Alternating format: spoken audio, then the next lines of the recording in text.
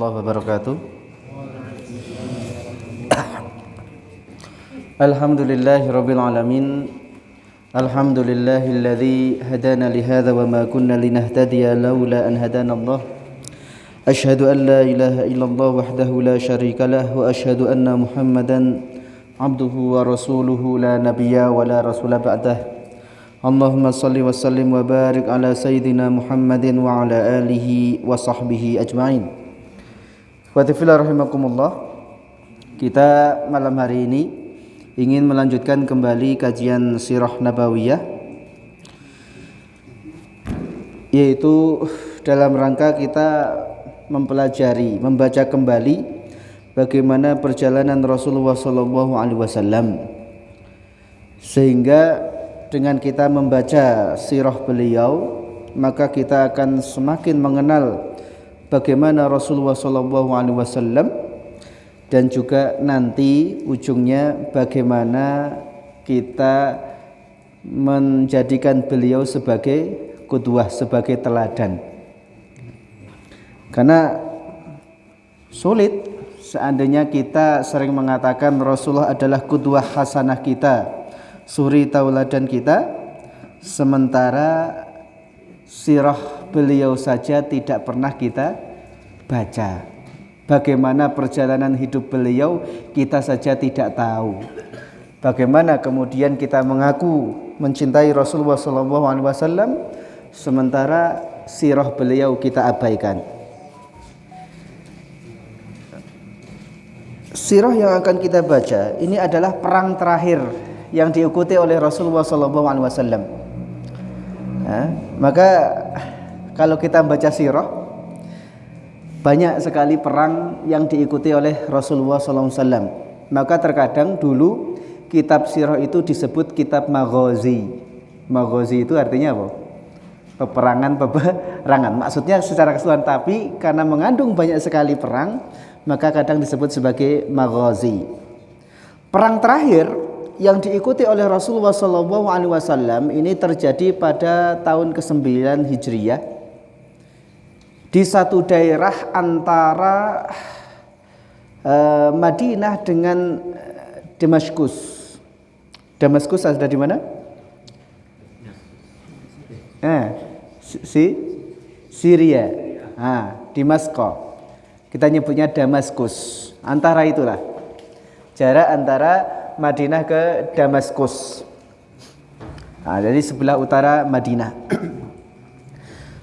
Perang ini nanti sering dikenal sebagai perang Ghazwatu Tabuk atau perang Tabuk, karena terjadi di daerah yang sampai sekarang pun disebut daerah Tabuk. Perang ini juga disebut sebagai Jaisul Usrah, peperangan yang sulit, karena saking sulitnya kondisi saat itu. Perlu diketahui, Tabuk itu jaraknya tidak dekat dari Madinah, jauh. Karena katakanlah sudah mendekati perbatasan Syam. Kalau ke Syam itu sekitar 700-an kilo. Nah ini ya sekitar, saya juga nggak tahu pastinya berapa jarak antara Madinah ke Tabuk, tapi yang jelas ratusan kilometer. Sudah ratusan kilometer. Dan perang ini terjadi di musim kemarau. Bisa dibayangkan ya, di Jazirah Arab tidak musim kemarau saja orang jalan tengah hari, itu payah luar biasa. Sekarang sih enak ya, pakai AC, pakai apa gitu. Tapi ya keluar Masjidil Haram aja gitu. Jalan di jalan raya gitu aja. Wah, itu udah panas luar biasa. Maka bisa dibayangkan, ini kaum muslimin harus pergi keluar dari Madinah, jaraknya ratusan kilometer di musim kemarau. Karena musim kemarau, maka kondisi Madinah itu paceklik, serba kekurangan. Berarti pasukan Islam pun saat itu berangkat dalam kondisi sangat kurang. Kebayang ya kondisinya, wis kurang segalanya. Musim kemarau, jarak tempuhnya ratusan kilometer, sampai di sana mau perang. Berangkat nggak kalau kita menjumpai kondisi itu? Maka nanti perang Tabuk ini juga yang menjadi yang membuka bagaimana sifat asli orang-orang munafik. Nanti terbuka semua ketika terjadi perang Tabuk. Karena tidaklah orang yang tinggal di Madinah tidak ikut perang Tabuk kecuali kalau ada uzur, melainkan dia orang munafik. Perang Tabuk itu diawali dengan berita yang sampai ke Madinah, anna ahla Syam qad azimu ala an yaghzuwa al-Madinah al-Munawwarah. Bahwa penduduk Syam itu tersiar kabar mereka sedang mempersiapkan diri untuk memerangi Madinah. Syam saat itu di bawah kekuasaan Romawi Timur. Jadi perang Tabuk itu musuhnya sudah bukan lagi orang Arab tok gitu kan, orang Arab saja, tetapi sudah bahkan nanti orang Romawi, di mana semua tahu Romawi saat itu salah satu dari 2 pusat kekuatan dunia saat itu. Orang-orang Islam mendengar kabar bahwa orang-orang Romawi dan orang-orang Syam mereka sudah berkumpul menyiapkan pasukan untuk menyerang Madinah. Karena Romawi tahu bahwa ini ada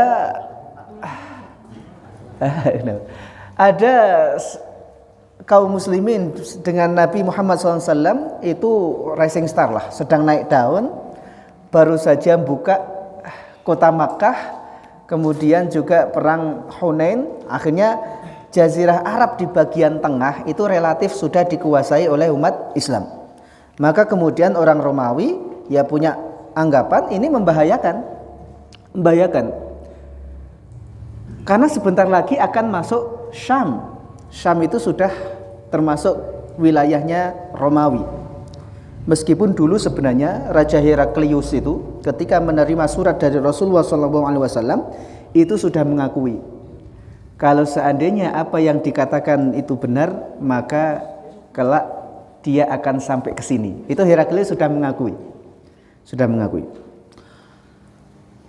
Akhirnya kemudian Rasulullah SAW mengumumkan kepada umat Islam untuk bersiap-siap berangkat. Karena dipikir kalau harus bertahan di Madinah maka resikonya terlalu besar. Orang Romawi dengan pasukannya sebagian mengatakan nanti jumlahnya 40.000, ada yang mengatakan 200.000. Mereka sudah terlatih untuk berperang. Seandainya kemudian dihadapi di kota Madinah maka resikonya terlalu besar. Akhirnya kemudian Rasulullah SAW memutuskan orang Romawi dan orang dari Syam itu akan ditemui di daerah yang disebut Ain Tabuk, daerah Tabuk. Diumumkan oleh Rasulullah SAW untuk bersiap-siap berangkat. Terkumpullah kurang lebih 30.000 pasukan. Ini pasukan Arab terbesar yang pernah ada saat itu. 30.000 orang. Nah, kejadian perang Tabuk ini mungkin bisa kita urutkan. Yang pertama adalah kejadian sebelum berangkatnya pasukan.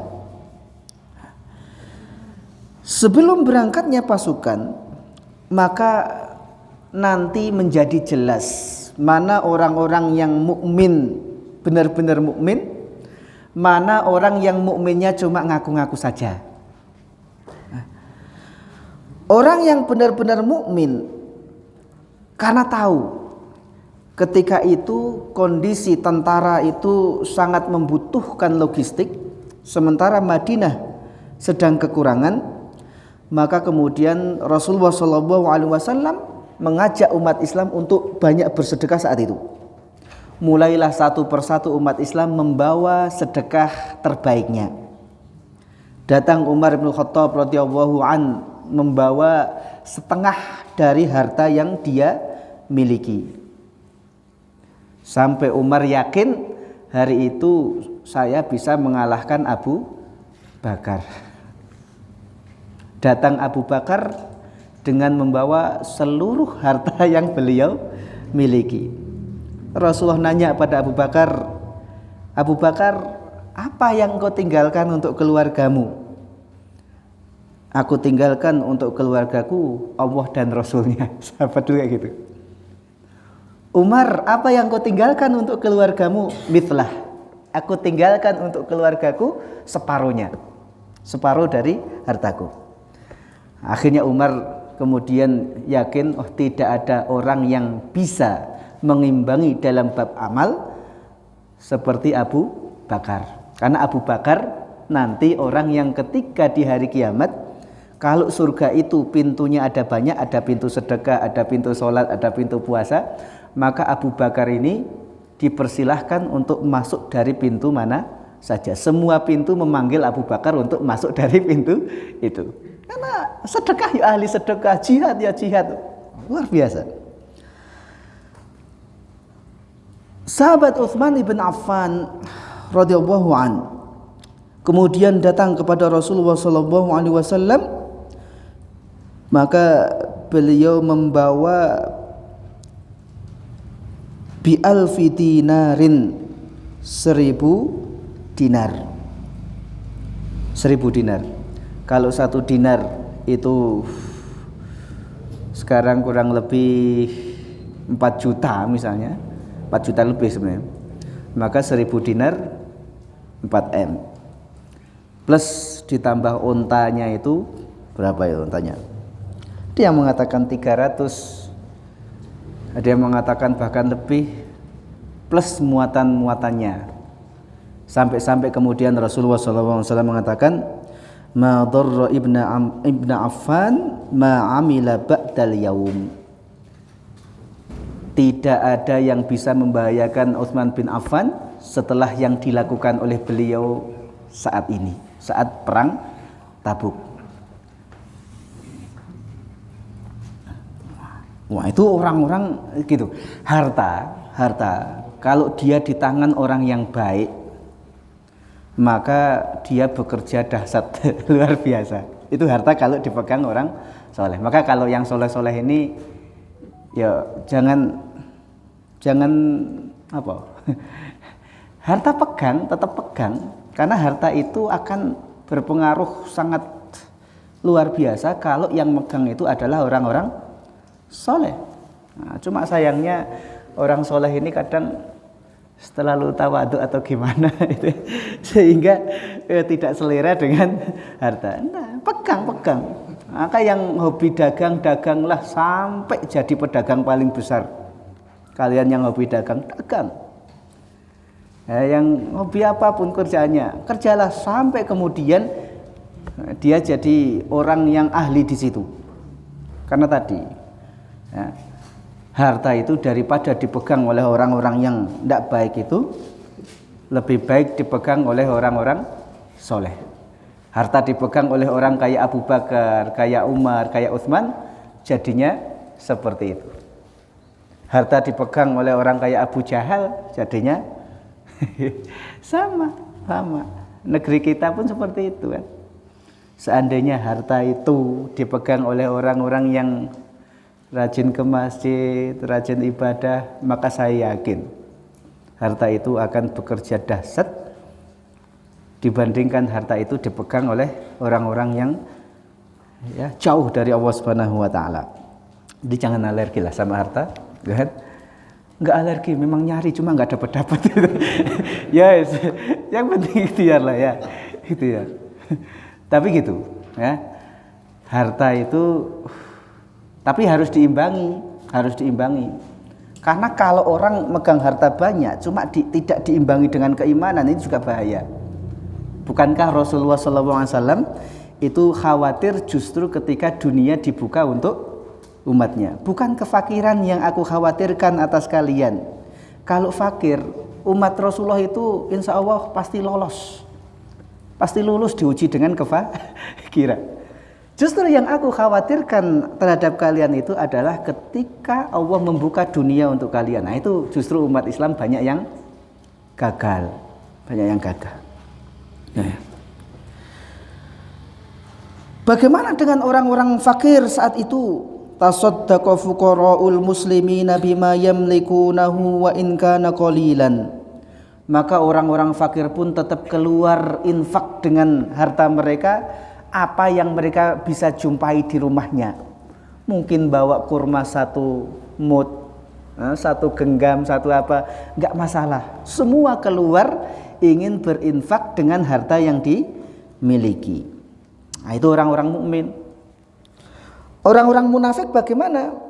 Maka orang-orang munafik dipotret oleh Quran, mereka menjadi orang yang ahlu komentar. Ketika ngelihat orang-orang muslim saling, ada yang infak besar sekali, ada yang ya apa yang didapat di rumah itu diinfakkan, semua dikomentari oleh orang munafik ini.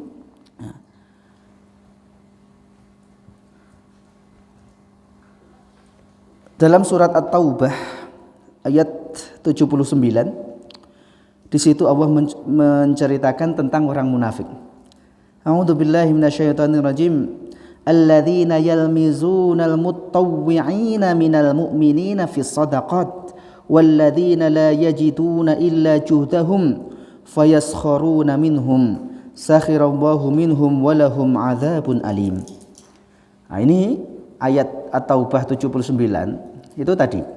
Ketika orang-orang mukmin mereka saling berlomba-lomba infak untuk persiapan perang Tabuk, orang-orang munafik ini cuma ngomentari tok. Orang munafik itu mereka mencela orang-orang yang beriman, yang berikan sedekah dengan sukarela, dan orang-orang yang bersedekah sekedar kesanggupannya. Jadi yang infaknya banyak ya dikomentari, yang infak sedikit apalagi. Nah mereka nggak ngapa-ngapain. Nah, hati-hati dengan yang seperti itu. Nggak usah terlalu dihiraukan. Kan? Ketika ada orang infak banyak, maka yang keluar dari mulut mereka, ya infaknya besar, diumumke, kan? Biar dapat pujian. Ketika ada orang infak kecil, mereka juga hina itu. Ya infak kok 2.000, apa ya kira-kira Allah butuh sama 2.000 misalnya. Ya, orang bangun masjid kan gitu. Ada orang infaknya besar terus tertulis misalnya berapa lah di situ. Si A 100 juta. Oh, itu kan yang orang munafik, 100 juta tulis gede-gede.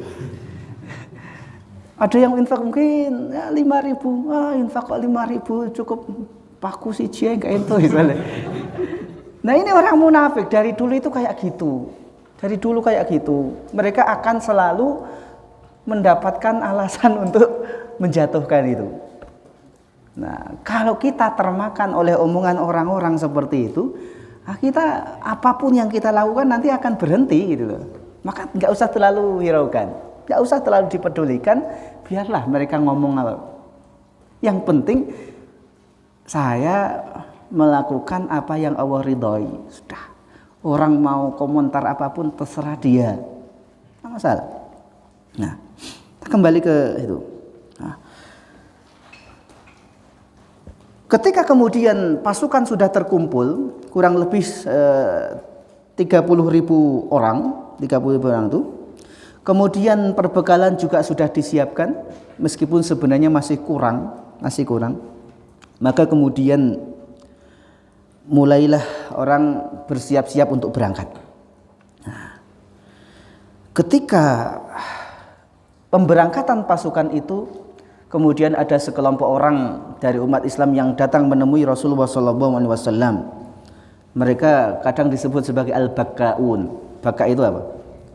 Baka yabki, menangis. Orang-orang yang menangis. Kenapa mereka menangis? Mereka datang kepada Rasulullah SAW, ya Rasulullah, kami ingin berangkat jihad, tapi kami gak punya kendaraan, tolong bawa kami. Rasulullah jawab, kami nggak punya kendaraan lagi untuk membawa kalian. Akhirnya mereka pulang ke rumah dengan menangis. Itu para sahabat. Kalau kita misalnya kita di posisi itu, Rasulullah, tolong bawa kami nggak punya kendaraan. Terus Rasulullah jawab, wah kendaraannya sudah full ya, sudah nggak ada lagi. Kira-kira kita pulang ke rumah kita dalam keadaan apa? Alhamdulillah. Yang lain perang, alhamdulillah. Wah, itu bagi kita mungkin alasan yang sangat tepat gitu kan.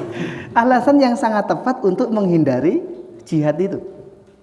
Ketawa, tapi para sahabat inilah menunjukkan bagaimana kejujuran iman para sahabat itu. Ketika mereka tidak mendapati kendaraan, padahal jalan yang akan ditempuh itu ratusan kilometer itu kan. Tidak mungkin orang jalan kaki. Maka mereka menangis karena tidak bisa ikut perang Tabuk itu. Nah, itu kan karena kejujuran iman. Karena kalau orang-orang munafik tidak akan mungkin seperti itu. Tidak akan mungkin seperti itu. Nah, di sisi yang lain, orang-orang munafik mulai menampakkan jati dirinya. Siapa mereka? Ada yang kemudian mereka mencari alasan. Nanti disebutkan oleh Allah Subhanahu wa taala juga dalam surat At-Taubah. Wa minhum may yaqulu dhanli wa la taftinni ala fil fitnati saqatu wa inna jahannama lamuhitatun bil kafirin. Ada orang-orang munafik yang datang kepada Rasulullah. Wahai Rasulullah, tolong izinkan saya untuk tidak ikut perang. Saya itu orang yang paling mudah sekali terjatuh dalam fitnah wanita. Sementara engkau tahu ini yang akan dihadapi adalah orang-orang Romawi. Orang-orang Romawi, Bani Asfar. Kalau orang Arab nyebut mereka, orang Eropa itu Bani Asfar, orang yang berkulit kuning. Cantik-cantik orang Romawi. Rasulullah, saya takut kalau saya ikut perang nanti saya terjatuh karena kecantikan wanita-wanita Romawi. Alasannya seperti itu. Rasulullah, tolong izinkan saya tidak ikut perang karena kalau saya ikut perang nanti saya malah kena fitnah. Saya itu orang yang gampang ya kena fitnah sama wanita gitu. Diizinkan oleh Rasulullah. Nah, yang lain ada yang mulai gembosi. Biasalah, dalam kebaikan apapun akan ada orang yang senantiasa mencoba untuk melemahkan semangat orang yang berbuat baik. Itu dari dulu.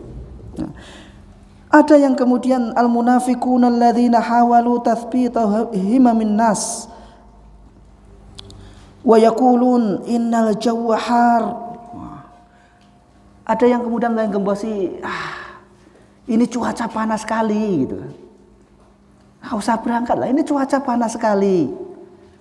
Maka dijawab Allah Subhanahu wa taala, wa qalu la tanfiru fil har qul naru jahannam asyaddu harra. Mereka mengatakan, jangan berangkat, ini musim panas. Masalahnya, katakanlah kepada mereka, neraka jahanam itu lebih panas.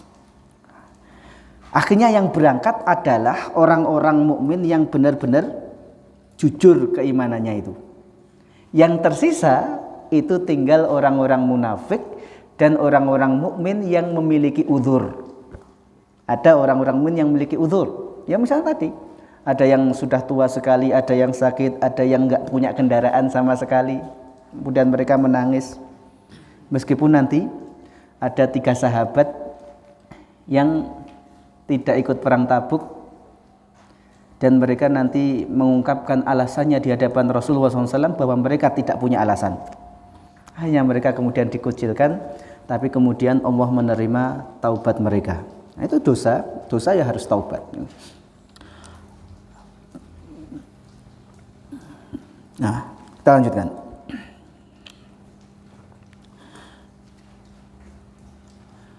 Berangkatlah pasukan itu. Ketika berangkat itu ada orang yang agak lambat berangkatnya. Agak lambat. Nah, di antara yang terlambat itu nanti sahabat mulia Abu Dzar Al-Ghifari. Dalam satu riwayat disebutkan Rasulullah SAW berangkat menuju Tabuk. Faja'ala yatakhallafu anhu ar-rajulu yaqulun ya Rasulullah takhallafa fulanun fayaqulu da'uhu fa iyyaku fihi khairun fasayalhaquhu Allahu ta'ala bikum wa iyyaku ghaira dzalik faqad arahakumullahu minhu hatta qil. Rasulullah dilapori, si fulan ini ketinggalan di Madinah, enggak ikut berangkat. Rasulullah mengatakan, biarkan mereka. Kalau memang Allah menghendaki kebaikan kepada mereka, maka mereka akan menyusul kalian sampai ke Tabuk ini. Tapi kalau memang tidak ada kebaikan, Allah tidak menghendaki kebaikan kepada mereka, ya udah, biarkan mereka tidak ikut. Berarti kalian diistirahatkan oleh Allah dari orang-orang munafik itu. Karena orang munafik kadang ikut pun malah menjadi beban. Jadi beban, malah ngerepot tidak kan itu. Ya, malah ngerepot tidak. Jadi biarkan, kalau memang mereka baik, insya Allah mereka akan disusulkan sampai ke sini. Tapi kalau memang mereka tidak baik, ya udah, berarti kita diistirahatkan dari orang-orang seperti itu. Hatta qila ya Rasulullah qad takhallafa Abu Dzar wa abta'a bihi ba'iruh. Sampai kemudian Rasulullah, ini Abu Dzar juga tidak kelihatan. Terlambat ini Abu Dzar. Rasulullah pun menjawab dengan jawaban yang sama. Biarkan. Seandainya Allah menghendaki kebaikan, maka pasti Abu Dzar akan menyusul kalian ke sini. Kalau tidak, ya udah, Allah mengistirahatkan kalian darinya. Ternyata Abu Dzar kenapa terlambat? Karena unta yang dikendarai oleh beliau itu jalannya lambat, sehingga ketinggalan. Sampai Abu Dzar kemudian gak sabar, saking lambatnya unta, gak sabar. Apa yang dilakukan Abu Dzar? Maka seluruh perbekalannya diambil, dipanggul, jalan. Karena untanya ini sangat lambat, jadi lebih cepat orang jalan dibandingkan naik unta. Jalan Abu Dzar sendirian ratusan kilometer, kondisi panas, musim kemarau gitu kan, di Jazirah Arab, tujuannya mau perang. Bayang, ratusan kilometer jalan panas-panas sendirian, sampai di sana nggak mau sama perang. Sampai kemudian ketika sudah dekat Abu Dzar dengan kaum muslimin, maka orang-orang melihat kayaknya ada orang yang datang. Maka Rasulullah sampai mengatakan, kun Abu Dzar, mudah-mudahan itu Abu Dzar. Karena kalau seandainya Abu Dzar tidak nyusul, wah ini kan Abu Dzar, semua tahu siapa Abu Dzar. Kun Abu Dzar, mudah-mudahan itu Abu Dzar. Nah, ketika sudah dekat beneran, ya Rasulullah, benar, ternyata itu adalah Abu Dzar. Maka kemudian Rasulullah SAW memuji Abu Dzar. Rahimallahu Abu Dzar. Mudah-mudahan Allah merahmati Abu Dzar. Yamsi wahdah wa yamutu wahdah wa yub'atsu wahdah. Mudah-mudahan Allah merahmati Abu Dzar. Jalan sendirian, mati nanti sendirian, dan dibangkitkan sendirian. Itu Abu Dzar. Yamsi wahdah, Abu Dzar jalan sendirian untuk nyusul pasukan muslimin di Tabuk. Sendirian. Nah, begitu. Jadi enggak harus kemana-mana, siapa kawannya. Kadang sendiri berangkat.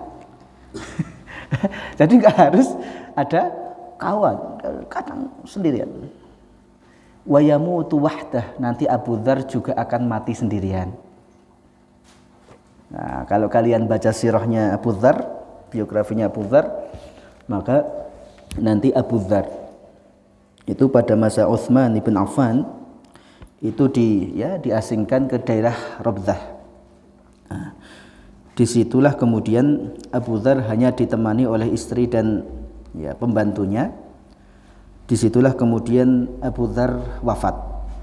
Sebelum wafat Abu Dzar pesan kepada istrinya, nanti kafani, mandikan saya, terus kafani. Atau pokoknya Abu Dzar pesan gitu. Igsilani wa kaffanani. Tolong nanti mandikan saya, terus kafani saya. Tsumma du'ani ala qari'ati tariq. Kemudian letakkan aku di jalan. Letakkan aku di jalan. Fa awwalu raqbin yamurru bikum faqulu hadza Abu Dzar sahibu Rasulillah sallallahu alaihi wasallam fa'inuna. Nanti kalau ada siapapun yang lewat, katakan ini adalah Abu Dzar, sahabat Rasulullah sallallahu alaihi wasallam, tolong kami. Tolong kami makankan ini sahabat Rasulullah SAW. Nah, kemudian Abu Dzar wafat di situ. Wafat di situ dalam keadaan terasing. Maka kemudian dimandikan oleh istrinya, dikafani, diletakkan di jalan lewat rombongan Abdullah ibn Mas'ud. Bahkan sebagian mengatakan hampir-hampir jenazah itu keinjak. Seorang Abu Dzar Al-Ghifari. Tapi Rasul sudah menyampaikan Abu Dzar itu nanti akan wayamutu wahdah, akan mati sendirian. Tidak ada yang ngubur. Maka kemudian istrinya ngomong kepada rombongan yang lewat itu, hadza Abu Dzar sahibu Rasulillah fa'inuna. Ini Abu Dzar sahabat Rasulullah SAW, tolonglah kami. Barulah kemudian jenazah Abu Dzar itu dimakamkan di situ. Abu Dzar Al-Ghifari. Wa yub'atsu wahdah, dan juga nanti kelak Abu Dzar akan dibangkitkan sendiri. Nah, nanti ada Abu Khaythamah juga, itu agak terlambat. Nah, dia masuk ke tendanya di situ, kemudian teringat Rasulullah di medan jihad, kepanasan, kok saya di rumah ada anggur, ada apa? Langsung kemudian diambil kudanya, dipacu sekuat-kuatnya, nyusul Rasulullah SAW. Nanti ada yang memang agak terlambat. Nah, tapi sahabat-sahabat mulia itu kemudian sampai menyusul Rasulullah SAW di daerah Tabuk. Nah, kemudian tinggallah Rasulullah SAW dan pasukan. Nah, dalam perjalanan itu sebenarnya mengalami berapa makanan kurang, air juga kurang. Sampai kemudian sebagian sahabat izin, Rasulullah tolong kami izin, unta kami mau kami potong untuk kami makan dagingnya. Umar tidak setuju. Kalau nanti semua unta dipotong, gimana cara mereka ke Tabuk? Akhirnya Umar usul Rasulullah, sekarang kita kumpulkan saja semua perbekalan yang ada, lalu engkau doakan, minta keberkahan kepada Allah Subhanahu wa taala. Akhirnya kemudian seluruh perbekalan yang masih tersisa itu dikumpulkan, Rasulullah berdoa, kemudian masing-masing orang disuruh ngambil perbekalan, memenuhi perbekalannya, dan semuanya kebagian. Kan mungkin muncul, kenapa nggak dari awal aja? Ya enggak. Kenapa nggak dari awal aja? Kok setelah? Ya. Kalau seandainya semua itu cukup diselesaikan dengan Rasulullah, engkau doa aja lah, maka di mana nilai perjuangan? Seandainya Rasulullah doa, kira-kira masalahnya selesai nggak? Selesai kan? Tidak perlu perang, tidak perlu ini kan? Tidak perlu umat Islam tidak perlu kelaparan, tidak perlu apa. Tapi kenapa umat Islam? Ya itulah nilai perjuangan itu. Seandainya semua diselesaikan, Rasulullah engkau doa aja lah biar kami kenyang. Ya Rasulullah engkau doa biar musuh dihancurkan. Nah, terus jihadnya gimana? Perjuangannya gimana? Nggak ada. Rasul ingin mengajarkan umat Islam itu ya tetap ada perjuangan di situ. Perjuangan di situ berat. Nah, kadang sebagai seleksi tadi, seleksi alam, mana orang-orang yang benar-benar berjuang, mana orang yang cuma dompleng. Kadang seperti itu. Nah, ini harus diuji dulu. Kalau tidak ada ujian, bagaimana? Air juga seperti itu. Nah, kurangan air. Rasulullah berdoa kemudian turun hujan ya gitu. Nah, sampai kemudian Rasulullah Shallallahu Alaihi Wasallam sampai di Tabuk, kemudian tinggal beberapa hari di Tabuk, ternyata musuh yang ditunggu juga tidak datang. Sudah ditunggu berhari-hari, musuh yang nggak datang juga gitu loh. Nah, karena orang-orang Romawi ini juga takut. Orang Romawi sudah pernah punya pengalaman perang dengan umat Islam itu di perang apa? Yang nanti dipimpin oleh Khalid akhirnya perang Mu'tah, ya kan? Itu 3.000 lawan 100.000 pasukan Romawi, 100.000 pasukan Ghasasiyin itu apa? Ghatafan. Itu 200.000 lawan 3.000 saja, itu sudah kerepotannya luar biasa di perang Mu'tah itu. Lah ini 30.000, 10 kali lipat. Wah, itu ngerepot, nanti repot kayaknya. Orang Romawi pun takut. Orang Romawi takut. Sehingga mereka juga tidak berangkat ke menyerang Madinah, tidak berangkat. Nah, kadang seperti itu. Sudah berangkat, ya meskipun nggak jadi, tapi itu membuktikan mana keimanan yang benar, mana yang tidak. Orang yang keimanannya benar, ya berangkat, meskipun sampai sana tidak jadi perang, gitu kan. Nah, ditunggu beberapa hari di Tabuk, ternyata orang Romawi tidak berangkat. Nah, bahkan kemudian sebagian pemimpin-pemimpin itu ada yang ngirim utusan minta perjanjian damai. Ada Yohanna, nah itu menemui Rasulullah SAW, kemudian sepakat untuk berdamai. Intinya gitu. Rasulullah SAW kemudian pulang ke Madinah, tidak jadi perang, malah kemudian dapat harta fai, ya. Kalau fai itu harta jizyah lah. Karena kemudian perjanjian itu mengharuskan tadi orang-orang Romawi yang tidak mau perang itu, mereka kemudian harus membayar jizyah, upeti kepada umat Islam. Pulang dalam keadaan tidak perang, bahkan ya dapat jizyah dari penguasa-penguasa yang berdamai. Nah, ketika pulang itu, orang munafik yang masih polah terus. Dia akan menggunakan segala cara untuk menjatuhkan Rasulullah SAW. Di antara yang dilakukan oleh orang-orang munafik itu, sebelum Rasulullah sampai ke Madinah, mereka membangun masjid yang nanti disebut Masjid Dirar. Jadi bentuknya boleh masjid, tapi niatnya bangun masjid itu untuk apa? Bangunannya masjid. Tapi kalau niatnya adalah Masjid Dirar, itu oleh Rasulullah disuruh dihancurkan.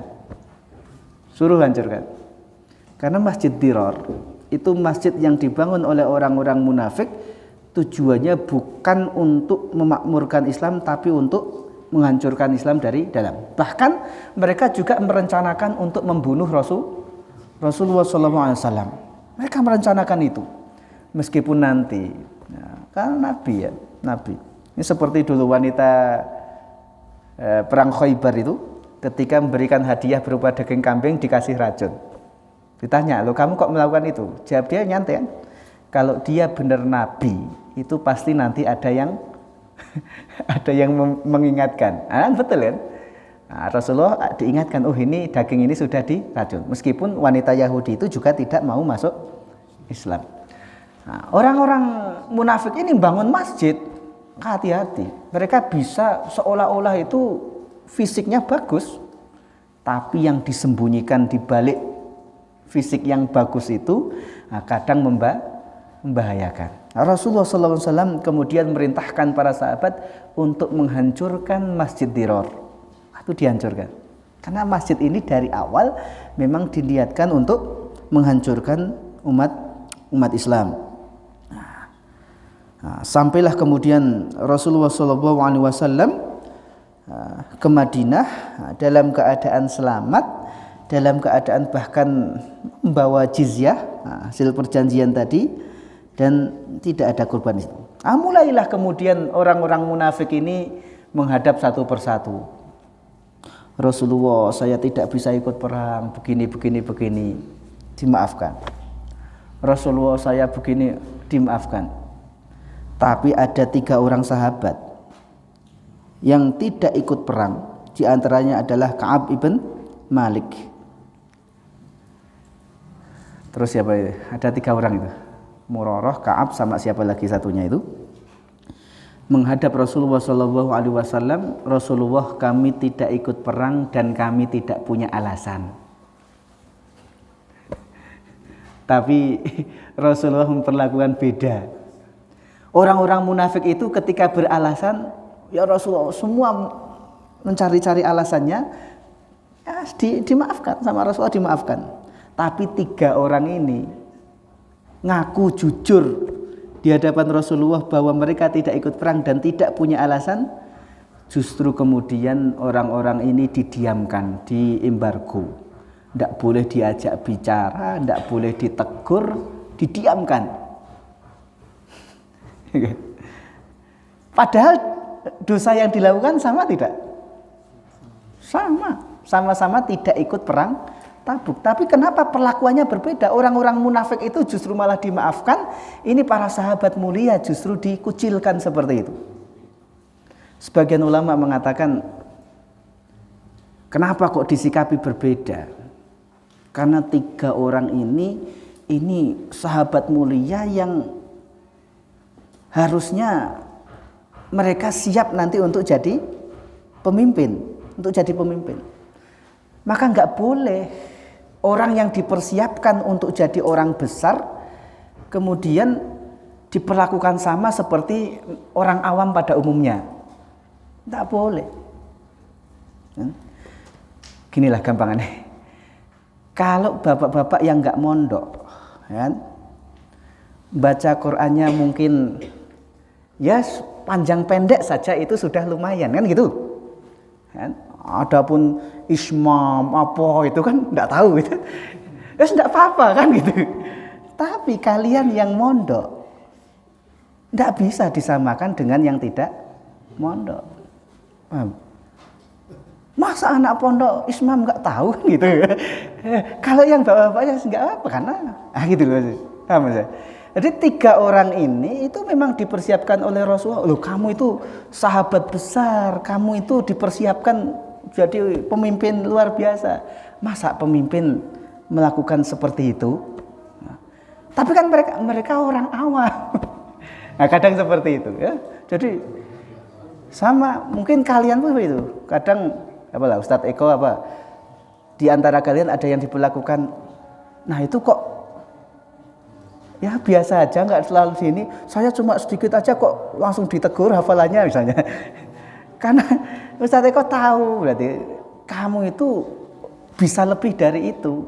Tapi dia ya masing-masing orang kemampuannya beda, nggak bisa disamakan gitu ya. Jadi jangan kemudian sakit hati. Saya ditegur terus, kawan saya salah, ya dimaafkan aja gitu kan. Nah, kenapa kalian ditegur itu? Ya karena kalian itu sebenarnya punya potensi lebih, sehingga nggak layak orang dengan potensi seperti kalian dalam hal kayak gitu kok keliru gitu kan. Adapun yang tidak ditegur ya kadang dia memang mau baca Quran saja sudah alhamdulillah gitu. Paham ya? Jadi paham potensi masing-masing lah. Nah, Rasulullah SAW kadang melakukan berbeda padahal kesalahan yang dilakukan itu adalah sama, karena nggak bisa. Orang seperti Ka'ab ibn Malik nggak layak dong melakukan perbuatan tidak ikut perang. Adapun Abdullah bin Ubay bin Salul yang orang-orang munafik itu ya udah, karena mereka memang tidak ada orang munafik. Ya. Wallahu a'lam bishawab. Itu perang Tabuk yang kemudian membuka dan menguji betul mana orang-orang yang beriman dengan benar-benar iman, mana orang yang cuma ngaku-ngaku. Meskipun Rasulullah SAW, Abdullah bin Ubay bin Salul pun yang jelas-jelas ya seperti itu, nanti tetap disolatkan oleh Rasulullah. Abdullah bin Ubay bin Salul itu tetap disolati oleh Rasulullah. Umar itu sudah ngelarang, mencegah Rasulullah, tapi Rasulullah tetap nyolati, meskipun nanti yang lebih dikuatkan oleh Quran itu adalah pendapat Umar. tapi Rasul sayang dengan umatnya sampai orang yang jelas munafik saja masih disolati. Itu Rasulullah. Karena Rasulullah ingin seluruh umatnya itu ya masuk surga kan. Nggak ada, Rasulullah itu ya nggak seneng kalau umatnya kok ke neraka, itu nggak seneng. Seperti itu ya, wallahu a'lam bishawab. Kita tutup dengan hamdalah dan doa kafaratul majlis.